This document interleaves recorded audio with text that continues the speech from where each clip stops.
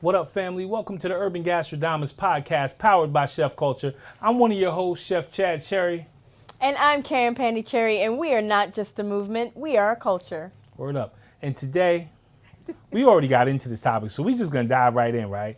We're going to talk about business, and it's always about business, but I always say, man, it's about the busyness. The question we have is, it's this old chicken and the egg conversation. Yeah. What what does come first? what does come? Well, yes, right? Because in my haste, I'll say haste. I'm like, yo, babe, we should be talking about this, that, and that. We got to hit them off with this information. They need to know that. And she's like, well, Maybe we should just start with the basics. Maybe we should just go down to the absolute foundation of business, and not just food business, but any kind of business. Yeah. I think the issue I'm having is that term is thrown around so much. Everybody's like, yo, I'm an entrepreneur. I got this. Real talk. Is that what people sound like? Yo, I'm an entrepreneur. You know what I'm saying? Entrepreneur life. I don't know if that's what people sound like. I'm wilding. But truth be told, though, like, I think nowadays it's so easy to say I'm in business or I have a business or, I'm a businessman. But are you, though? And I always ask people, because we deal with entrepreneurs every day. And the question is, are you really in business? Or, as it's happened to so many people and it's still happening right now, do you just own a job? Shoot, you know what? I'll even give you this. If you own your job, you are in business currently. But I think a lot of people aren't in business but say that they are. And I think what I want to get to is I want to talk about how do you make that change, right? Because being in business is a beautiful thing. It's the hardest you ever going to work in your life, but it's a beautiful thing. It is, but then like how do you start? Do you start with an idea? Is it the egg? Do you start with an idea and then you sort of hone in on that idea? Or do you create a business sort of in a field and then you sort of wrap your ideas around that business? I don't think it's any of those. I think we start with a problem, right? I'm the type of person where you know what, and it wasn't me. It was your boy Tim Ferriss, man. He said, scratch your own itch, right? Find something. For me, it was always something I needed or something around me, or I just saw. I was like, wait, why is nobody doing this, right? It was a problem. And then my very next question was, well, okay, are people willing to spend money on this? Right. Right. So is that where you start your? That was mine. That probably was not yours. I don't. No, think, actually. I'm sure. I know you, babe. I don't think that was you. I think you were more because when we met, you was like, dude, what are you doing? Where's this, that, and the third? And I was like, I don't know, but I'm making money, so leave me alone. Oh my gosh. We are eventually going to, so this is actually, I think, like the second installment of the Urban Gastronomist. And Yes. I think the last one we talked about using food as a tool. And so this is our second one. But as we go along in these podcasts, you are going to learn our personalities because we are very different. We're similar in a lot of ways, but I think we are also very different. Yeah, Chad we got is more like, laissez-faire. Yeah, let's take all of this sort of chaos and just throw it on the wall and we'll see what sticks. Or let's build an airplane and then jump off the cliff. No, it's jump off the cliff and build the airplane on the way down. That's entrepreneurial life in general. I feel like, and it sounds, I guess, I think it could sound reckless to be like, yo, I'm real laissez-faire, but that's not really, it's not a recklessness thing. Yeah. It's more of like, I don't know what I don't know, and I don't really know what I'm going to really, really need until I do it. So I might as well start doing it and then analyze and fix, and then analyze and fix. There's a whole school of thought behind that, by the way. There is. There is. There is. We just don't have time to old school go over it on this. No. MVP, most viable product? Yep. Mm-hmm. No, I can't go that deep yet? Nope, not yet. But I think I do start with a problem. Right? Okay. I think that what I learned in law school is to identify whatever the problem is and then, work my way backwards to finding a viable solution. Like I run through, honestly, I think to anything that we think about doing, I run through hundreds of But scenarios. how do you know what's viable until you do it? Don't you think that is so logical that you put yourself in a box, right? No. It's the whole I gotta run through X and X and X. Listen. And it's almost like, doesn't that stifle your creativity a little bit though? Like, can't you just? Absolutely not. I mean, are you It a pen and pad with a actually- pros and cons column? Like, this is a pro, this is a con. I mean, are you? No, I'm not like that, but I'm able to do it in my head. So you are pros and cons column. I am somewhat pros and cons, but it's a lot of different processes. I know I see you mashing your mouth, but seriously, your style of running business would have us stub our toes every single step of the way. Hey, but you learn from pain though. Okay, ladies, gentlemen, everyone, that is not how I want to spend my life. Chad is okay with like making mistake after mistake after mistake. I am not that way. Wait, they're only mistakes if you don't learn from them. All right, here's what we're gonna do. Here's what we're gonna do. We are going to give people the real of our relationship and how we do business. There have been times, and I do look. So I'm trying not to jump around. This is a huge conversation in our household constantly, because this is one of the places where we are different. We're Yeah, very a similar little bit. in that we start with a problem. We are very similar in that we want to help people along the way. We don't believe that we should be alone in our successes. We want to make sure that that the power that we have is power that's shared. We believe that. True. Like I said, Chad is, build an airplane on the way down. I am more, I see a problem, I work my way back. I work through hundreds of scenarios and try to figure out which scenarios are the most likely to succeed. Not that they will always 100% succeed, but I've eliminated some of the very basic mistakes that either we have made before and we should have learned from. So I will analyze and be like, all right, well, we've been down this road. We're not going to do that. I also have analyzed how it will affect our family. Like, what are we willing to give up? What do we absolutely have to keep? So there's like a certain amount of analysis. So if you want to think of it as a pros and cons, sort of checking the box, then yeah, it's possible that that's what it is. But as a woman, I have responsibilities to make sure that our kids are fine, to make sure that our household is fine. Whereas Chad, I think you're more like just towards business. Like, Well, this is the task. We are on our way. So my analysis is slightly different, right? I understand that we need to check all of those boxes, right? Like, I need to understand, how does this affect my family? How does it affect my lifestyle? How does it affect my current business and the people that already, I get all of that. I think it's more of a time equation for me, right? I am going to say to myself, and you understand, right? I can make this analysis in a couple of days because of my experience. This is years of experience as an 'cause it wasn't entrepreneur, like that years before. around other businesses, years. So I'm not just making a fluke analysis, right? Like, there's actually some thought that goes into it.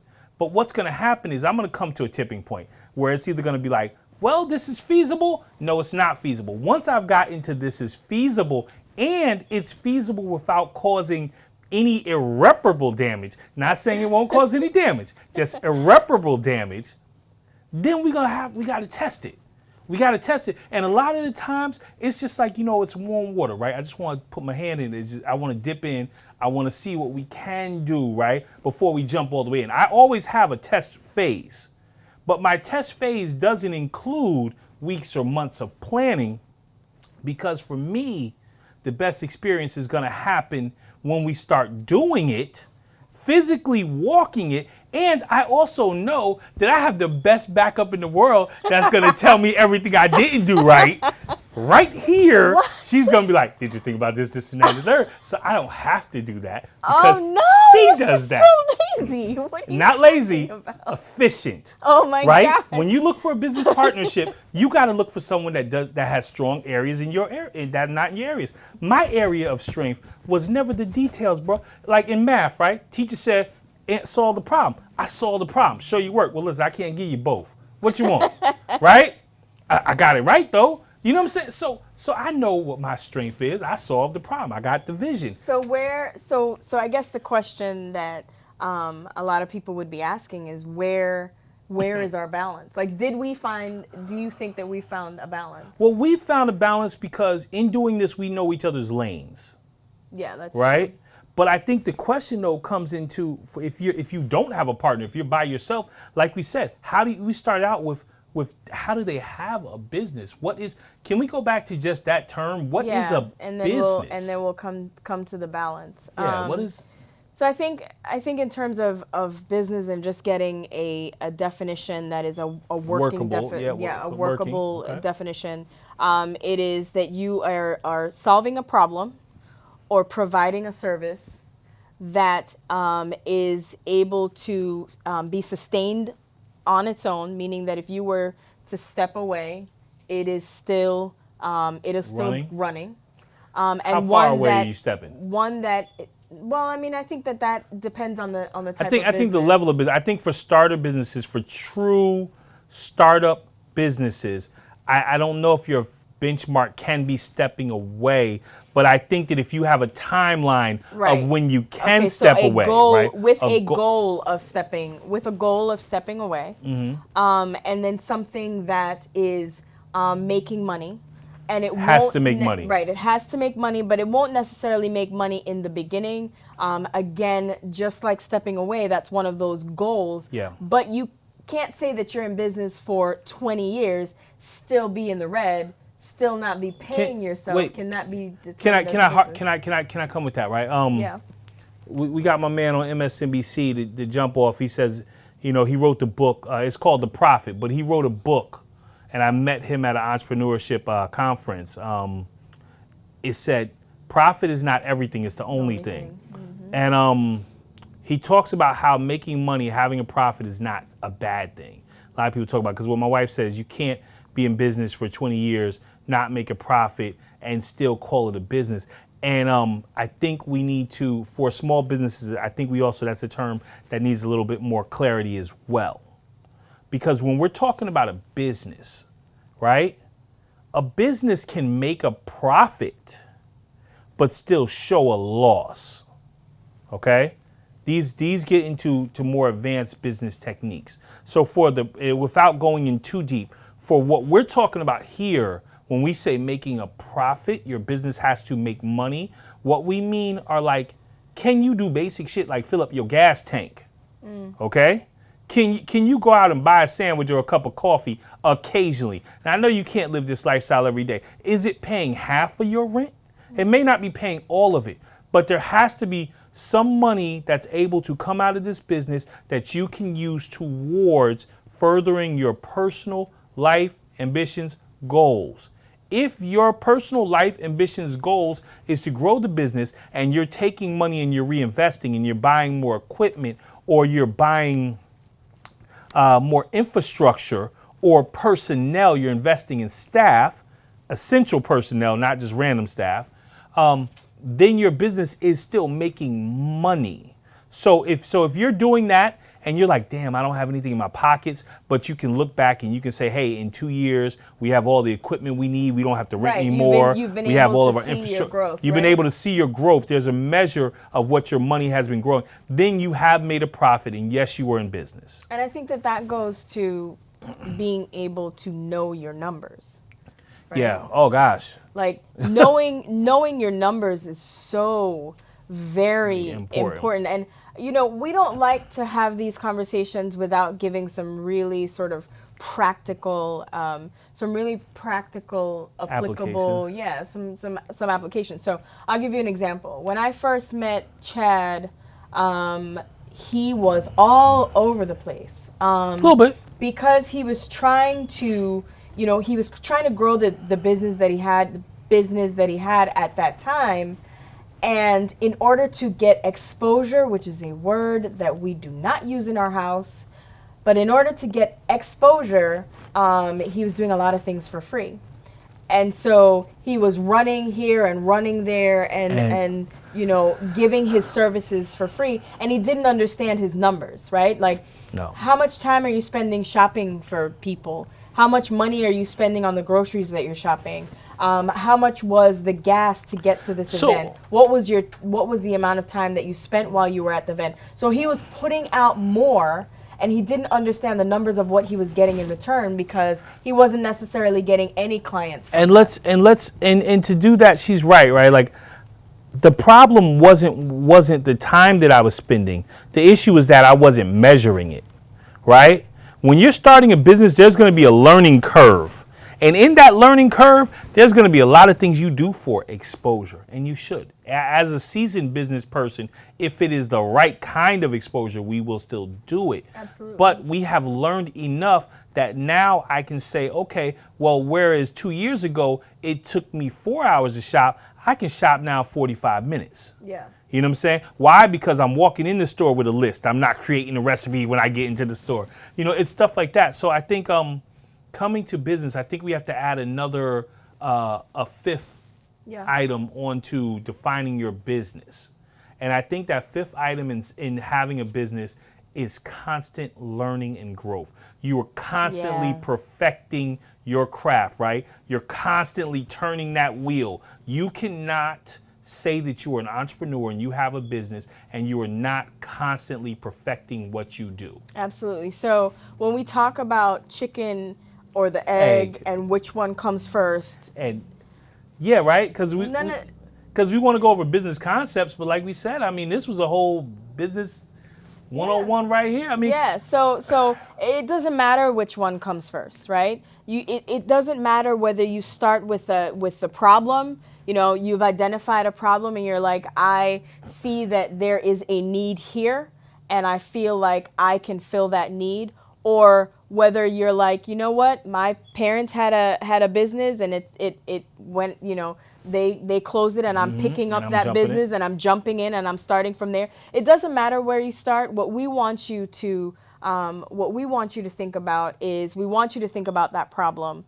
We want you to make sure that there are clients and that there is potential money for it. Because if you're not doing it for money, then it's not a business. It's a social. It's a social.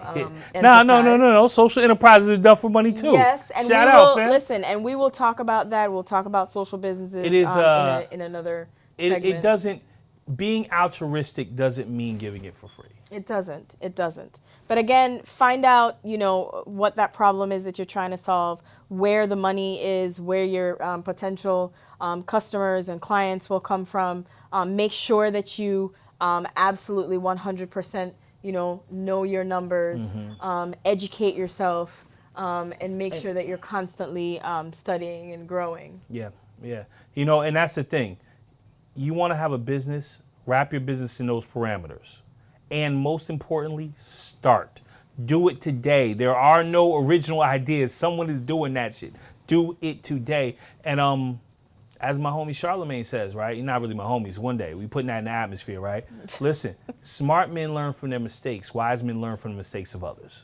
Yeah. Okay? There's so much knowledge out here. Just like there's this podcast, there's so much knowledge out here. Get it, learn it, run with it, adapt it, make it your own, and go forth and conquer. And as always, we are always looking forward to having you here on the Urban Gastronomist, powered by Chef Culture. Yes. We are not just a culture, we are a movement. And we're going to be having these conversations all the time. So save them, rewatch them, and, you know, if you are impacted by our message, reach out. I'm Chef Chad Cherry, signing off. And I'm Karen Pandy Cherry. See y'all later. Go follow us online, y'all.